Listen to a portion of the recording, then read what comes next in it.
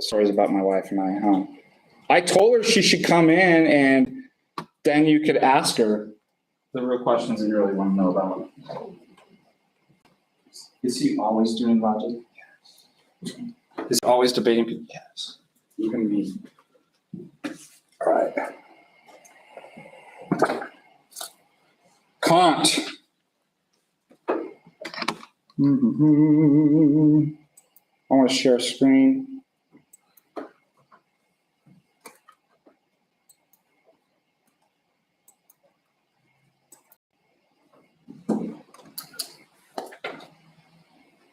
Everybody cool on universalizability? Were you able to practice that word? Were you in the mirror like, universalizability. Anybody think they got it? Say it real fast.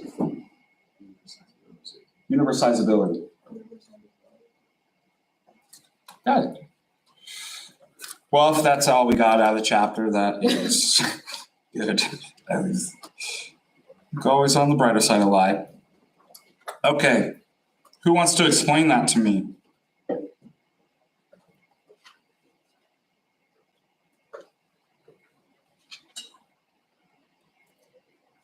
Has something to do with a maxim. What's a maxim? It's a rule that you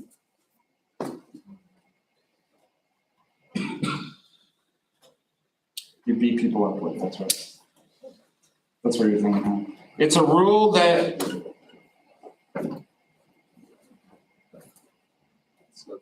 Someone defines the moral importance of fairness that you give to your dog, other people, to yourself.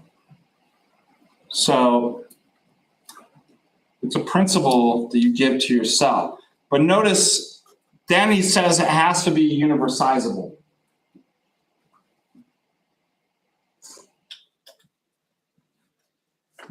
The Kantian, and it gets formulated in what's known as a categorical imperative.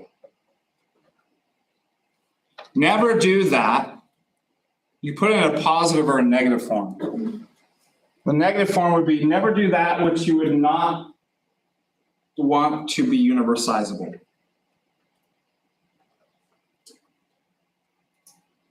That maxim would then become a maxim for all. Should I lie? Should I, hey, nobody's going to find out about this, and, well, it's going to benefit me, and if you get away with it, you do it. Now remember, the beginning of this sounded like the golden rule, but Kant critiqued that and said, well, look, put yourself in the other person's shoes. Would you want that done to you? Can't actually be a universalizable maxim because then it has to do with emotions and your feelings. So you shouldn't be doing following the moral law or a duty because it feels good or it feels bad not to do the other. So he wants to separate that emotion. And emotional reasons got to be different than, this is law. Law is rational. So when he puts it into the universalizable maxim, would you want this, that all people would do this? It's to think about, are you being logically inconsistent? In other words, you ought to have a reason for doing what's right or moral duties. In which case, the antithesis of that is unreasonableness. So he wants to tie reason and morality together. And a reason would be the antithesis of what? Irrationality is contradictory, right? So, or being logically inconsistent. Any questions about that? And that's the categorical imperative. So you should have a reason to do something.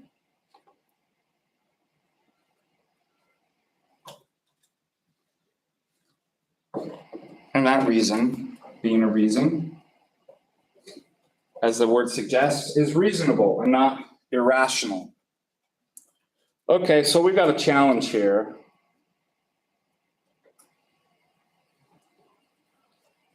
The amoralist. Have you heard about this guy? Or lady? What's an amoralist? They're not immoral. It's not somebody who's immoral, amoral. How would you describe the difference? There's someone that doesn't believe in morality. That'd probably be a moral nihilist. But yeah, you're getting close. Yes. An amoralist? Yeah, what is that? It's someone who believes in right and wrong that doesn't care about morality at all. Yeah, they're indifferent. Hard to say what's worse.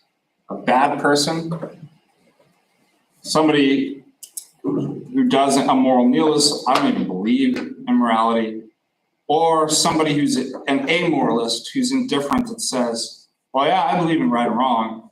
I just don't care. I'm not motivated. Which is an interesting response, because when our parents were in our moral upbringing, like I said, I'm starting to think that almost all parents are Kantians, deontological. They put these arguments, yeah, but what if everybody littered?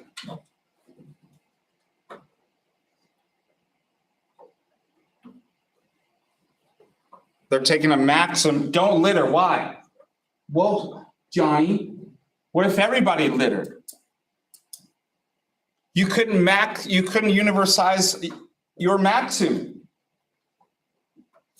Says mommy and daddy to little 5-year-old Johnny. He's like, what? And we all know that you got to be reasonable.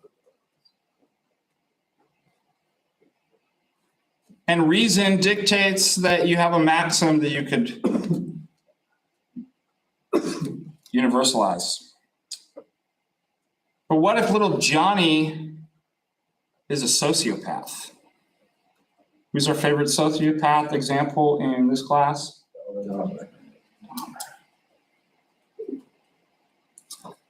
Baby Dahmer just says, well, sure, I believe in right and wrong, I just don't care. People have a reason to do something only if it gets them to care about, so here's the argument. If it gets them to care, if it gets them what they care about. 2, doing their moral duty sometimes fails to get people what they care about.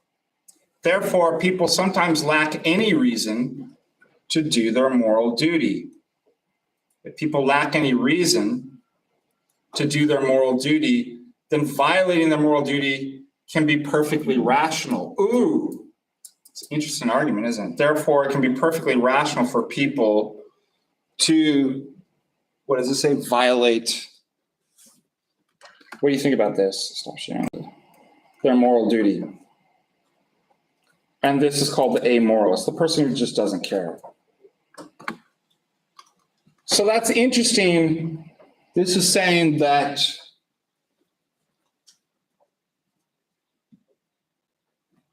people only seem to have a reason to do something if it gets them what they care about.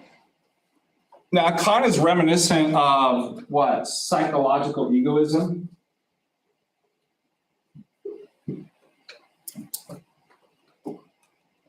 The objection here, doing their moral duty, fails to get me oftentimes what I care about.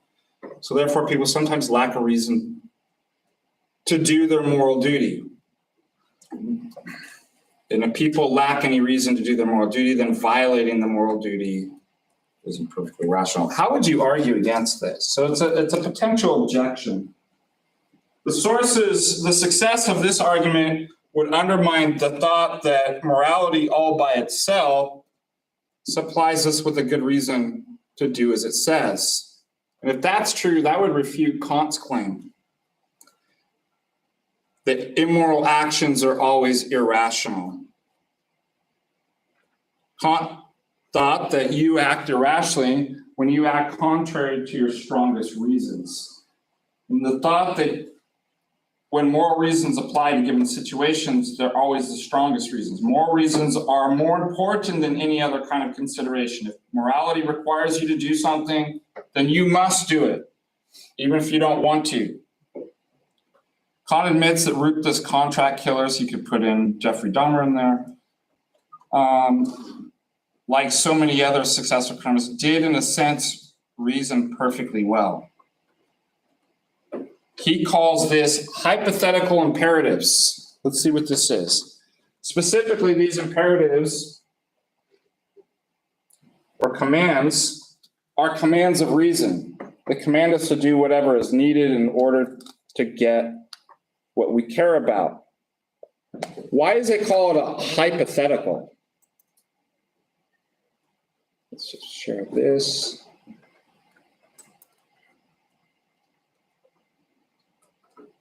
Oh my gosh, dude, he's back. The devil. Pentecostal fury. The man who lacks all arguments. Welcome back. You can always repent of your heresy and convert and be baptized to the true faith. But until meantime, I think you are going to be excommunicated from. No. Really? Should we give him a second chance? I want to talk to Pentecostal fury, the class wants you to repent of your heresy and ignorance. You're given a second chance. Why? Because most of us are Christians here and we just love you. So you can abandon your false Christ and accept the true faith of the one holy Catholic and Apostolic Church and be baptized. Here I am. Oh, you missed it because last class he was in here spamming his Protestant heresies by not giving any arguments, but just repeating that he's found the true Jesus. Never heard that one before. First of all, I didn't even know Jesus was lost, so how can you find him? Okay. So he's not Catholic? No. What is he? Well, we're trying to help you, Pentecostal fury. The thing is, I already spent most of my life in Protestantism and know that it's a false religion. So you're not going to convince me of your false faith and your devil lies by putting the words Jesus on there. Let's go to hypothetical. This is where my ADD comes in really well. I can multitask. I can have an argument with all of you at the same time while arguing with this, while talking somehow strangely about hypothetical categoricals. Hypothetical imperatives, excuse me.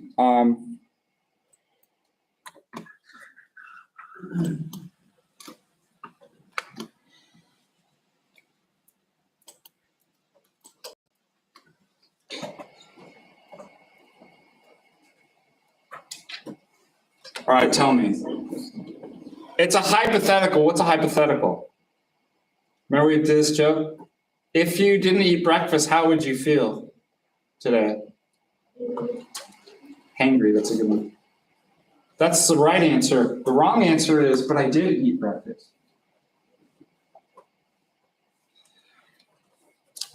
Hypothetical. If you were to, how would you achieve your goal? So, in one sense, this can get us around the amoralist, right? I throw it into a hypothetical. Like, I don't really care if you don't care. That's an interesting argument, huh? I don't care about morality. I don't care that you don't care about morality. I win. It still doesn't, suppose I'm Kant. I win because I create this thing called the hypothetical imperative. If you were, right, I can still get, how would you act out and achieve this goal to get what you want? So, you didn't eat breakfast, or you did eat breakfast today.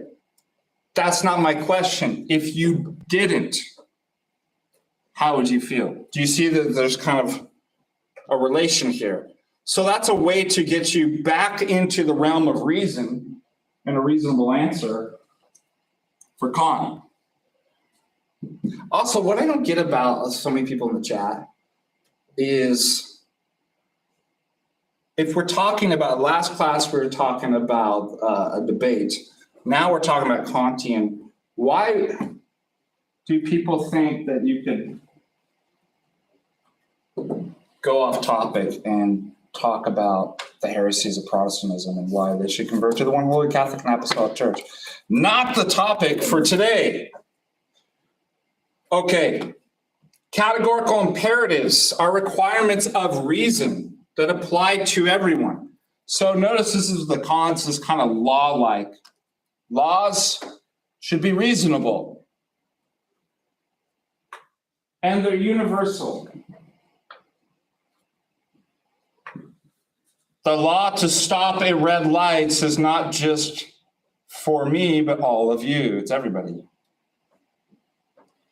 But we all know there's exceptions. No cop, no. Man, you guys are so good. All right.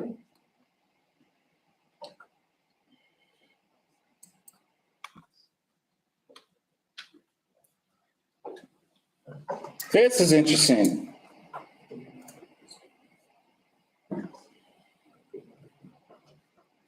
Kant thought he could do this. Do what?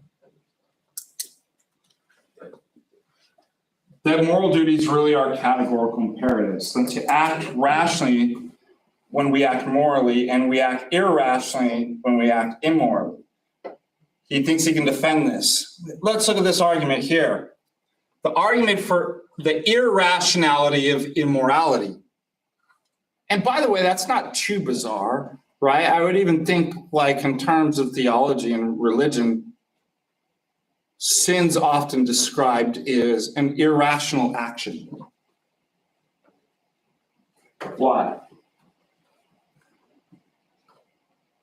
I mean, things can be wrong and false in different ways.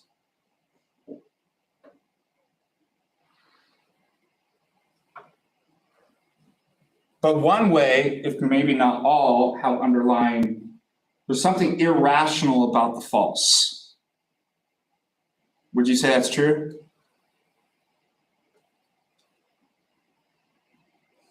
So if something's false, morally speaking, it's immoral, there's something irrational about. Now, maybe in terms of theology, almost kind of an underlying contradiction that this will make you happy.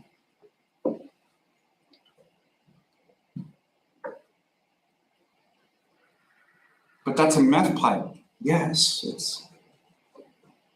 Does meth really actually make people happy overall? Like, what are the true sense of happiness? That's our other favorite example for somebody who's in meth. Not even once. But there's something irrational about that. Why? In one seeking to be happy, they become miserable, right? I should be free to do whatever I want. Have you heard that one? We live in America, of course you've heard it. Freedom! How do we spell freedom? USA. Freedom. We'll talk about freedom and autonomy. Is it an absolute? See all these signs now that are saying bodily autonomy is a basic human right. It's all this Americanism, like classical liberalism. Freedom. There's somebody else that always says you should be free to do whatever you want. Who says that? Don't listen to that guy. He just doesn't want you to have fun. You should be free. Well, he doesn't want you to eat that because you'll become like him, knowing between good and evil. It's a trap. Plato said too much freedom is slavery. And that's always the kind of trap. People always fall for these platitudes. Is that the right term? Platitude? Slogans.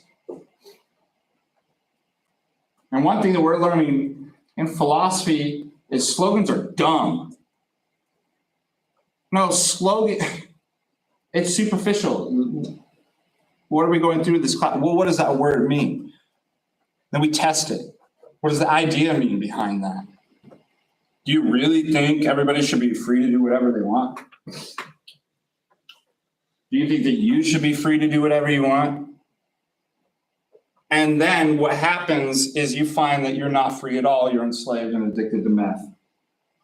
I feel like I'm given the DirecTV commercials. What happens when you don't have cable? You get bored. And when you get bored, you look out windows. And when you look out windows, you see things that you shouldn't see, right? And it gives this, anyways, kind of slippery slope fallacy arguments.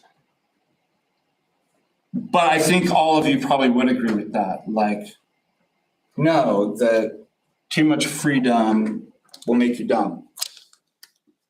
It'll enslave you, or the opposite. So there's not anything particularly surprising that maybe one would actually argue for the irrationality of immorality. So let's see what Kant's argument is. Premise one, if you are rational, then you are consistent. Would you agree with that? Think about the opposite. Are inconsistent people intellectually, are they rational? Is that a rational act? I'm holding a book right now, and I am not holding the book. I believe everything I'm saying is false, and I truly believe that. What? You're not being consistent. You're not being rational. So if you're rational, then you're consistent. Premise two, if you're consistent, then you obey the principle of universalizability. I always act on my maxim in a way that would be universalizable. In other words, I don't act hypocritically. Okay, I think you follow on that. Three, if you obey the principle of universalizability, then you act morally. Therefore, if you are rational, then you act morally. 5, therefore, if you act immorally, then you're irrational. Thoughts on that? Questions, thoughts?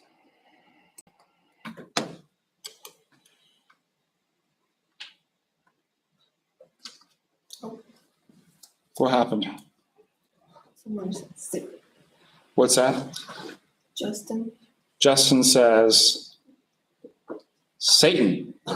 Okay. No content. Yes. Well, we weren't.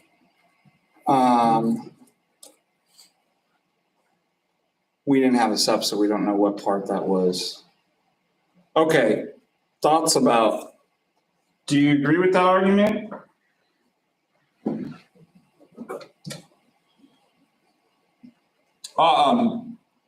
Lando Schaefer here says, it does seem rationality requires consistency as the first premise asserts. Okay, so you probably wouldn't question that. As we've discussed, the principle of universalizability is a demand for consistency. So while more could certainly be said about the first two premises, let's take them for granted and focus on the third. The third is, if you obey the principle of universalizability, then you act morally. So that's something you want to identify with the argument. Which one's the most problematic? Which one would you first go for? Because in a valid deductive argument, an argument's only valid, or if the premises are true, then the conclusion must be true. So what you're looking for is, well, what premise could possibly be false? We'll go for the obvious one. Which one sticks out the most? it's not perfectly clear to me that if you obey the principle of universal right, then you act morally.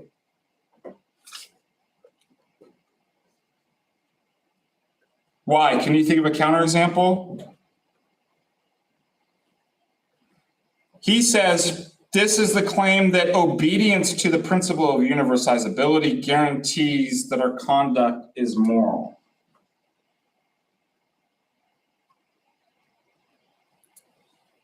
Its location in this argument tells us that the principle of universalizability is the crucial element. Yes. In Kant's reply to the amoralist. He needs to successfully defend that principle. Can you think of any counterexamples?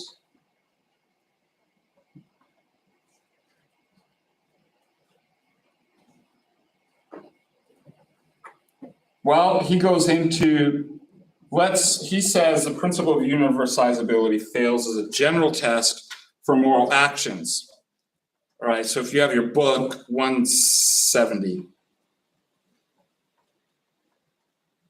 So I need you to think through, can you act on universalizable maxim and still do wrong? Does anybody know what the example is? He gives a crazy long-winded What's that? dramatic. He's like this guy who wants to keep his lawn trimmed, and so he kills the mailman who keeps stepping on it, and then keeps his lawn nice. Oh, yeah. So let's read that real quick. Suppose that someone wants nothing more than to have a picturesque lawn. His basic maxim is to do whatever it takes to preserve the beauty of his grass. This would be strange, but it's no strike against his plans. The real thorn in this guy's side is the mail carrier, who always trots across the lovely yard on his way to deliver the mail. He's been warned repeatedly to use the sidewalk, but never listens. So the homeowner decides to take matters into his own hand. The next time the mailman walks across the lawn, what happens? Look out, he's got a gun! And he's dead. The mailman's dead.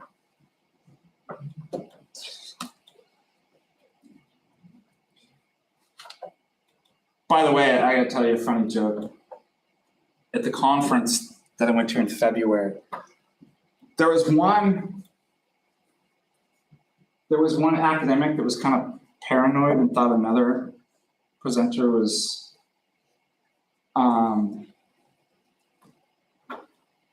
not sound in his reasoning. And I started to be like, yeah, I don't know, like, so I love feeding people's paranoia. I'm like, oh yeah, totally. Like, I wouldn't trust that guy with an argument. Right, you build it up. So his paranoia gets bigger and bigger. Now he's telling other people about, like, can you trust a person who isn't logically consistent? I mean, and so I was like this idea that like somebody's talking about somebody and they don't know if they used to do this in high school. They're right behind you. Have you ever done this? And they're not really behind, but like they get all freaked out. Show them like, you shouldn't talk behind your back, right? You got them, right? So, but I took it a step further. So right when he's talking about this guy, somebody opened the bathroom and I was like, look out, he's got a knife! And the whole room died laughing because this professor was like, fell apart. Because he had built this paranoia up that like, I just thought it was and that's good comedic time. I was like, that's the perfect time just to like play up on his paranoia that he's coming out of the bathroom with a knife. And like, he actually believed that like he fell apart. And like, so anyways, the joke has now been running ever since. Look out, he's got a knife. In this case, it's the person with the yard. He's got a gun and he shoots the mailman. So I have a counterexample. It's wrong, right? I think we'll all admit that. Shouldn't have done it. But didn't he fulfill premise 3? He obeyed a principle that was universalizable. So we're just going through, we've got an objection to Kant's argument. Was there another one? Oh, a thief robs a bank in order to get rich. Kant can show why robbery is immoral. If everyone acted, okay, so he's setting that up, but then we give a counterexample with, yeah, you're right, crazy lawn owner. We can actually deem that. If anybody actually try to defend Kant from now on, be like, well, you've heard about the crazy lawn owner argument. No, you haven't, and then you tell the story. The refutes. Okay. Integrity. Should we go to integrity?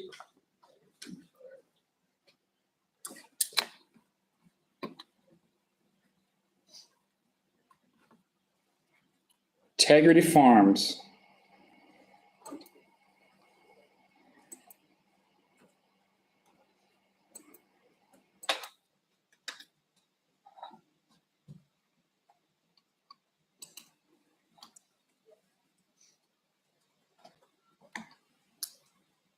Aw. Never?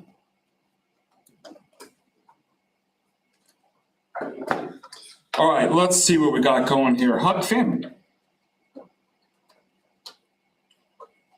Why didn't you bring up Huck Finn?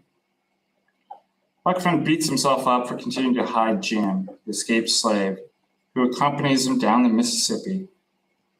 But we applaud Huck's integrity, don't we? A Huck with great integrity is also one with greater integrity. Oh, this is an argument against Kant. It says a Huck with greater integrity is also one who would betray Jim's location. Why? Why is this being brought up?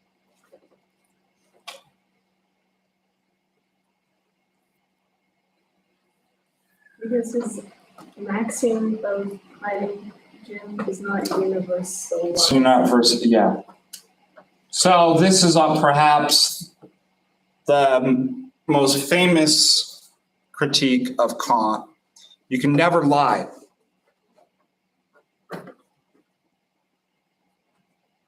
Because it can't be something, it's an absolute prohibition. And if you break that, because you find yourself in a difficult situation, then what? You're acting inconsistently and not rationally. You're not a person of integrity.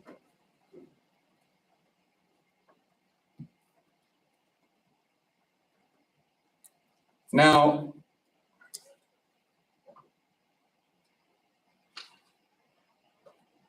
Kant on absolute moral duties. What's the way out of this?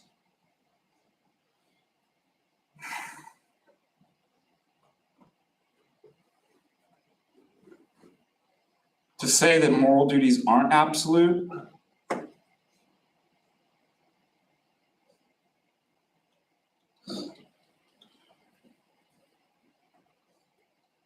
And what is that? Moral duties might conflict with other moral duties, and if they do, they can't all be absolute.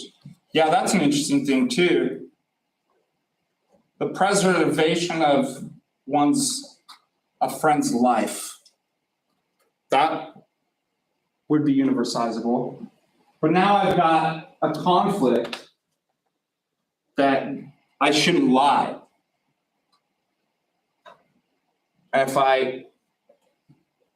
But if I don't lie, my friend's going to die. So what do? Well, I guess one way out of this is just be like, well, see, that just proves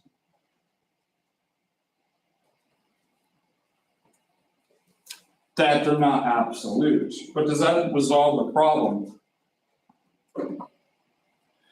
Maybe I develop a maxim I say whatever I need in order to prevent the murder of an innocent person, and that maxim's universalizable. So do you see that Kant might actually try to get around it that way?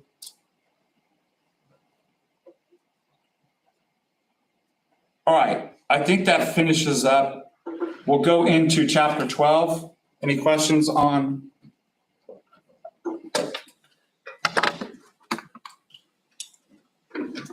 Close this one.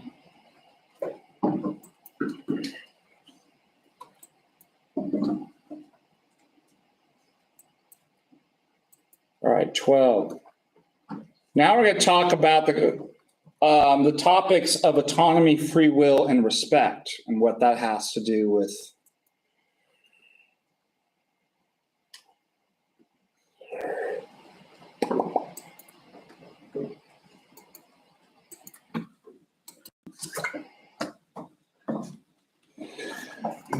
the chapter opens up, is there anything wrong with slavery?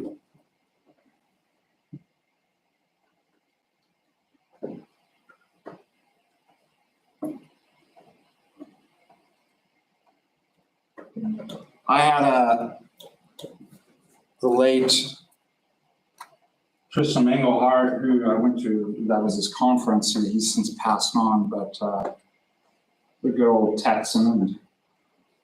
And I'm sure some people have some prejudices about people at South.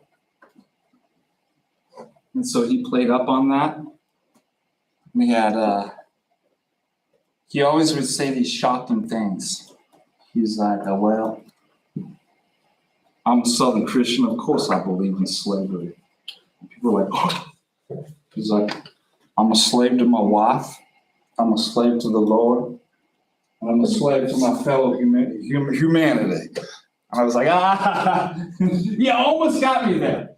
Right. All right, so the author's not asking about that. Like, he's playing kind of like an equivocation, right? What's the problem? Why does he bring this up? Well, remember, the Kantian deontological ethical system is in stark contrast to the utilitarian. And we went over plenty of problems with the utilitarians. Utilitarians can't say that anything's intrinsically right or wrong, including slavery. Right and wrongness is determined by what? If an action's optimific. So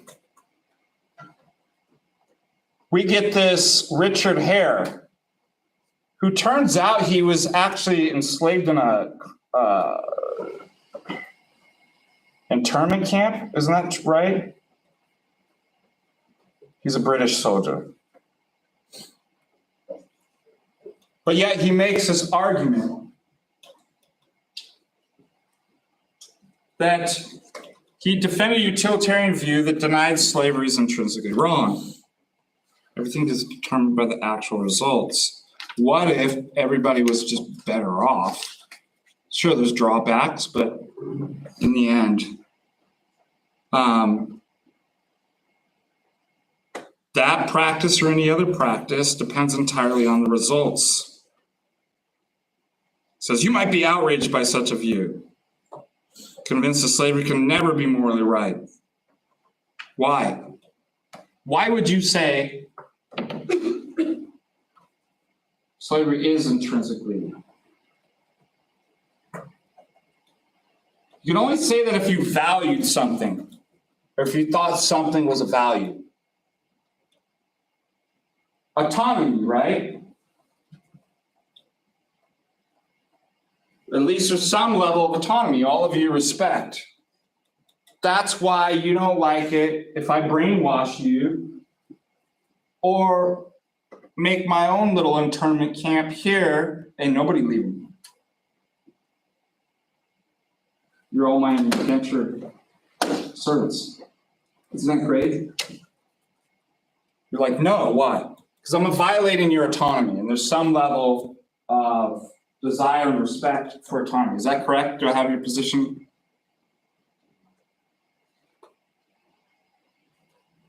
Okay. Sorry, utilitarian, you don't have anything to say about that. There was another argument too that I was thinking about.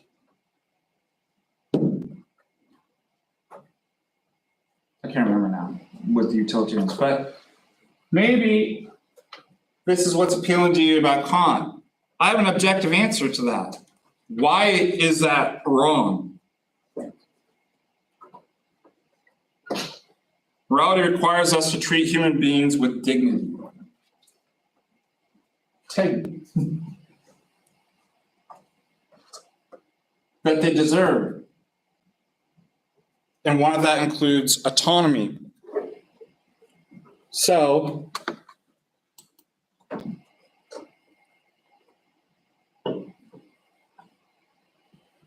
this leads us to the principle of humanity. Theories of well-being attempt to state what it, that makes sense, what it is for a life to go well, right? Being well. And what kind of things make a life go better. They seek to specify what's intrinsically good. So this is a knock and a diss on look how she's got a knife. Sorry. Oh, she's just raising. Closing? Oh, they're doing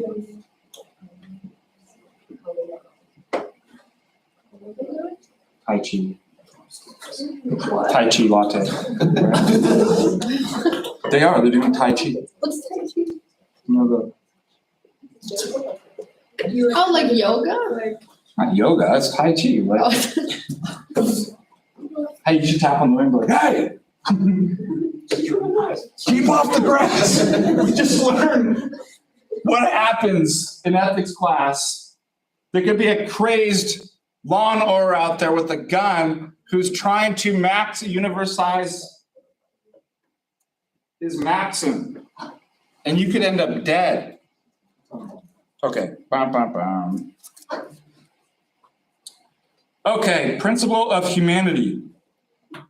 So from the Kantian perspective of universalizability, always treat a human being, including yourself, as an end and not a mean. What does that mean?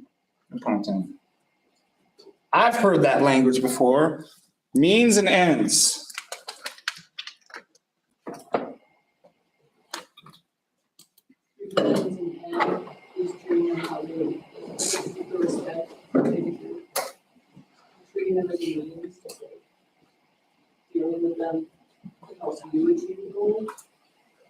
Yeah, that's a good way to put it. Did everybody get that? There's things that are utility.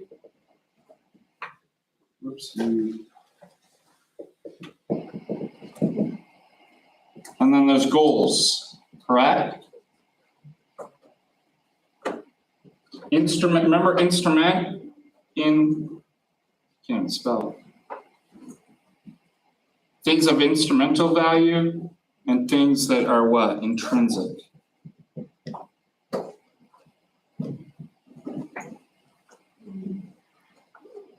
You collect money. Why?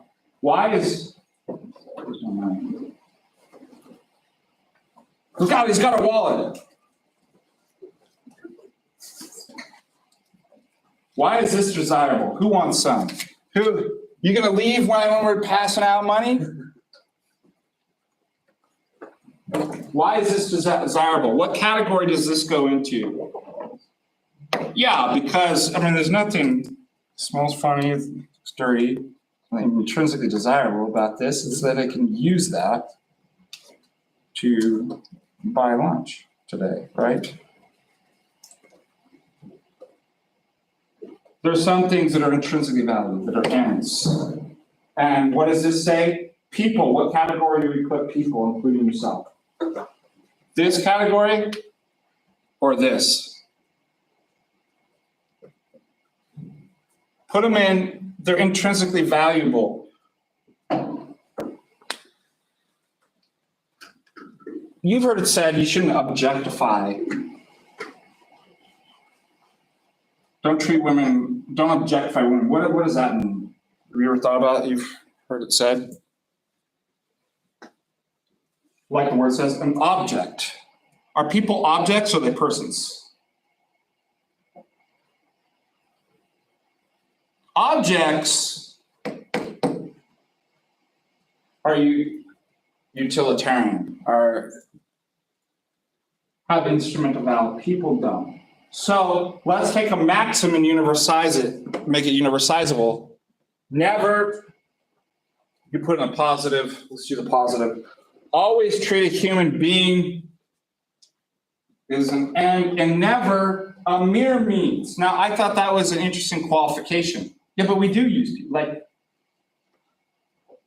that people can never do stuff for, or I never go to somebody for help or something, like, no is a mere means. Of course, there's utility in people and seeing them as a means, but not simply as a means. They're much more than an object or an instrument. Okay? So when Kant spoke about humanity, he wasn't thinking necessarily of Homo sapiens. Oh, really? This is veganism coming in. Enunciate. I've never seen Kant say this, but rational and autonomous beings. All right. I thought that's what Homo sapiens mean. Is it theoretically possible that you might find some other entity that's both autonomous and rational, that's not Homo sapiens? Angels, I guess, right?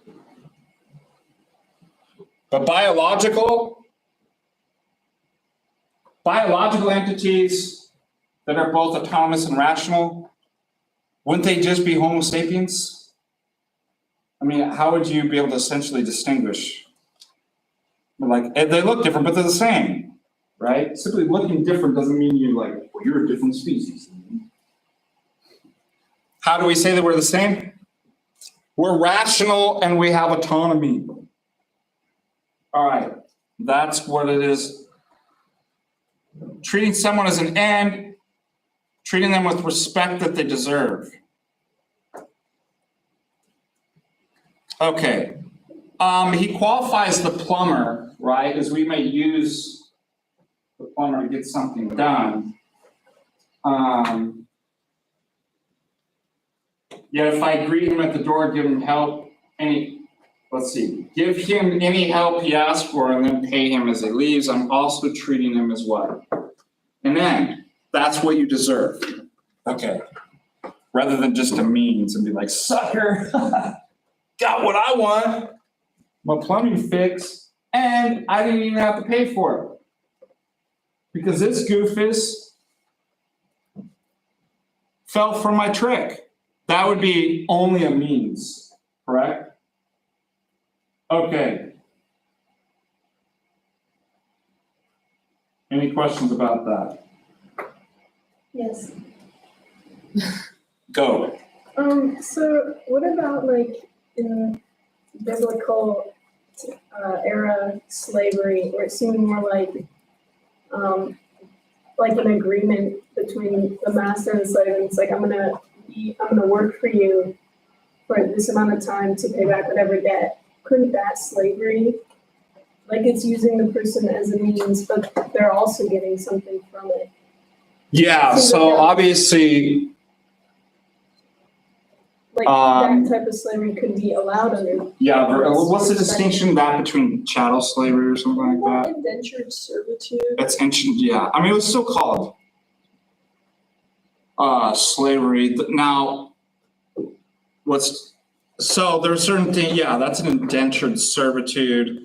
You could also be born in a class system where you inherit debt from your family in which you have to pay off or something like that. So I guess when you think through those issues, you probably determine the right or wrongness based on some level of autonomy.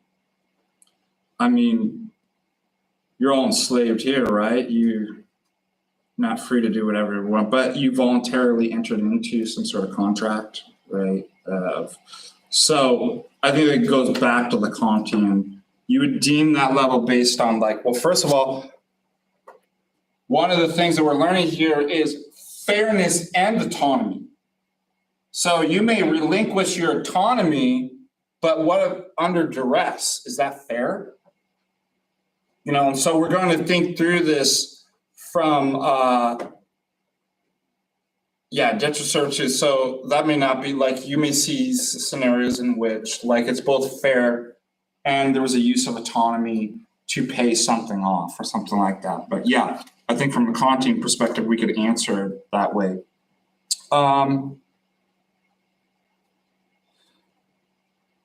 This is interesting. So what Kant says is what makes us moral agents. Remember we talked about utilitarianism. I get some pushback that I don't think it's right to, I think it's kind of an equivocation that blurs the lines to consider animals part of the moral community. Now I understand what they meant is they're part of your moral considerations. But then there's this kind of blurring where then all of a sudden that people are talking about animal rights. And that's just anarchic, right? Historically and etymologically speaking. It's like, yeah, but rights goes back, whether you agree with rights or not, rights language, it goes back to these Enlightenment thinkers of self-ownership that requires exactly what Kant says, rationality and autonomy, which animals don't have. They might be intelligent, they're conscious, they can, you know, they should be considered part of your moral consideration, like don't torture animals, be kind to them or whatever but they're not moral agents and they shouldn't be considered part of the moral community. Why? Because Kant says, what makes you moral, and by the way, the reason why we don't, remember, no doggy and kitty courts. If we were going to be consistent, if you really thought animals were rational and autonomous, meaning they weren't bound by their instinct, their instinctual desires, then they would be moral agents. You would actually punish them. And I don't mean like bad dog and sort of kind of Pavlovian conditioning. I mean, you'd actually be like, they're immoral.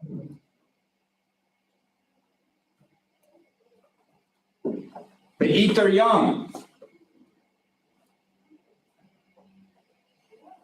They engaged in incest and stuff like, you're like, if they're moral, it's like, well, they don't know no better, right? They're not part of the moral community. By the way, that was interesting. I saw somebody that was making an argument the other day that we saw this in natural law. These actions, these sexual actions are immoral. They're not natural. You've heard that, right? So the person says, but these things happen in nature all the time. And I thought, that's interesting. Here's a perfect fallacy of equivocation. When people say something's not natural, they don't mean you can't find it in nature. What were they talking about? That each thing has a nature appropriate to its kind, and to act against your nature. I mean, how stupid is this argument? We're going to make like, well, yeah, of course, a bunch of weird stuff happens in animals rape and kill. Like, is anybody going to be up there and be like, well, it's natural, obviously, eating your young, raping and killing, and chasing down fellow students to eat, you know, on the grass to eat them because you're hungry, that's natural. It's like, that's not what natural means. Anyways, I thought it was interesting that people were misunderstanding what that argument was. But the nature of, again, a human being for Kant would be, and I don't think he actually thinks there's an actual nature, but he was saying what makes us different from the animals? Rationality and autonomy. You know better. By the way, we even see this in law, codified in law. Accountability in law and sentencing goes down when you can show what? The person wasn't completely free, different levels of autonomy. Like if somebody was like, had a gun pointed to your head and made you do something. What do you think law is going to? Guilty. No, that's a factor in. What about diminished mental capacity? What if your mental capacity is so diminished that you couldn't actually tell right from wrong? What do you think law is going to do? Is it going to hold you morally and legally accountable?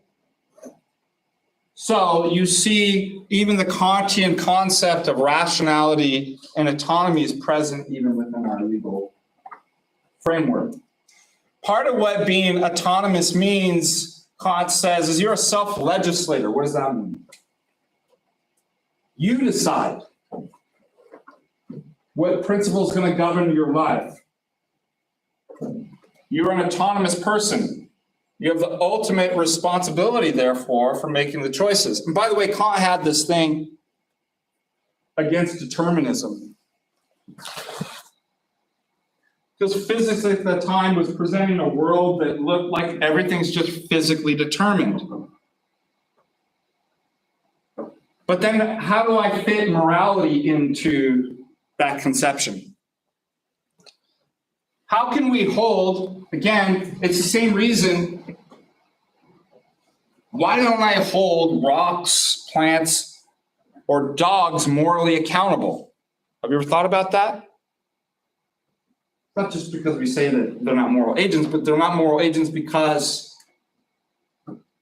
for animals, their instinct overrides everything. They don't have the autonomy. And so Kant says every ought, now that's a moral imperative, right? Every ought implies something.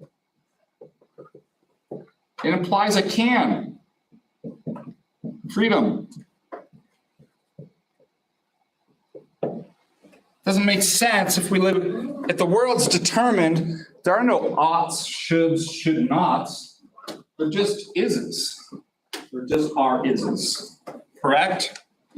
All right. Any questions before we leave in the last minute? One thing that I do like about that is that there was an argument here that he presents that's what shows the infinite dignity of the human being is no matter how much we may be diminished rationally in our mental capacities or how much we might be enslaved either by our passions or various scenarios or our environment, it never goes down to zero. And those things, according to Kant, are so precious that even 0.001%, even if you lost almost all abilities to do something or think, it's that precious that you're infinitely valuable. And I thought that was a kind of an interesting point. All right, thanks, guys.